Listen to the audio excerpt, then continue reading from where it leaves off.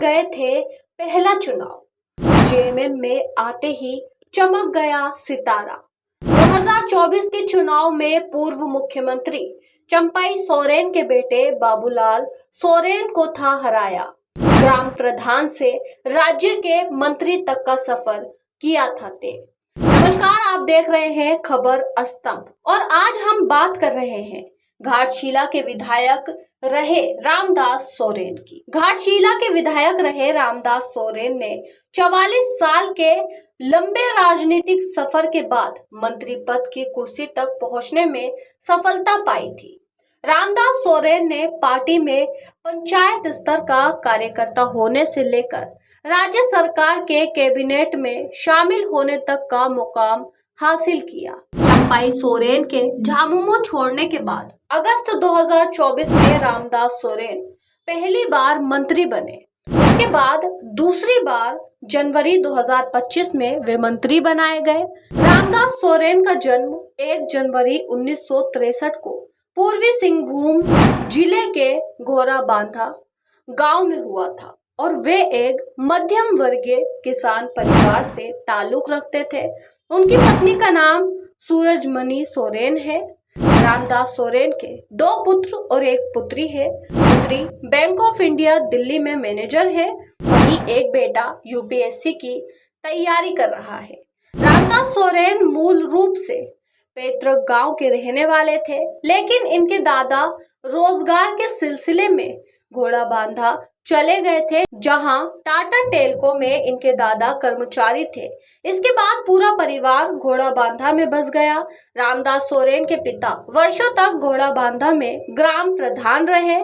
पिता के निधन के बाद परंपरा अनुसार रामदास सोरेन को प्रधान चुना गया था। ग्राम प्रधान के रूप में परंपरा, संस्कृति के संवर्धन और संरक्षण को लेकर रामदास सोरेन काफी सक्रिय थे और वे जल, जंगल और जमीन के नारों को हमेशा बुलंद किया करते थे।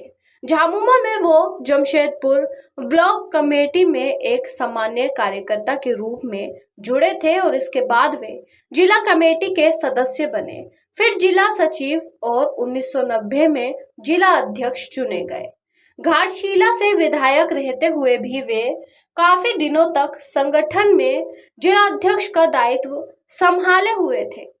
आपको बता दें कि रामदास सोरेन का सियासी सफर भी काफी संघर्षपूर्ण था। रामदास सोरेन ने पहला चुनाव 1995 में जमशेदपुर पूर्वी से रघुवर दास के खिलाफ लड़ा था, लेकिन उन्हें सफलता नहीं मिली। इसके बाद वे घाटशिला विधानसभा में सक्रिय हो गए, लेकिन 2004 में कांग्रेस झामुमो गठबंधन होने के कारण घाटशिला से उन्हें टिकट नहीं मिला, तो वे निर्दलीय ही चुनाव लड़े और दूसरे स्थान पर रहे। वहीं 2009 में उन्होंने झामुमो के प्रत्याशी के तौर पर कांग्रेस के प्रदीप बलमुचु को 1192 वोट से हराकर पहली जीत दर्ज की थी। रामदास सोरेन ने घाटशिला विधानसभा सीट 2024 के विधानसभा चुनाव में पूर्व सीएम चंपाई सोरेन के पुत्र बाबूलाल सोरेन को करारी शिकस्त दी थी।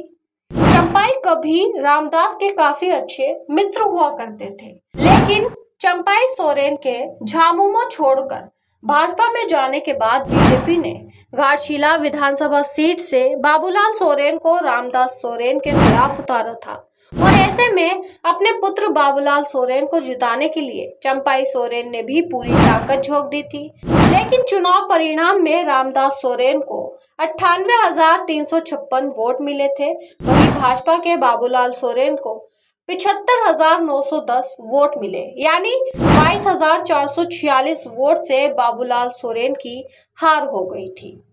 झारखंड के शिक्षा मंत्री रामदास सोरेन की गिनती हेमंत सोरेन मंत्रिमंडल में सबसे प्रभावशाली मंत्रियों में होती है।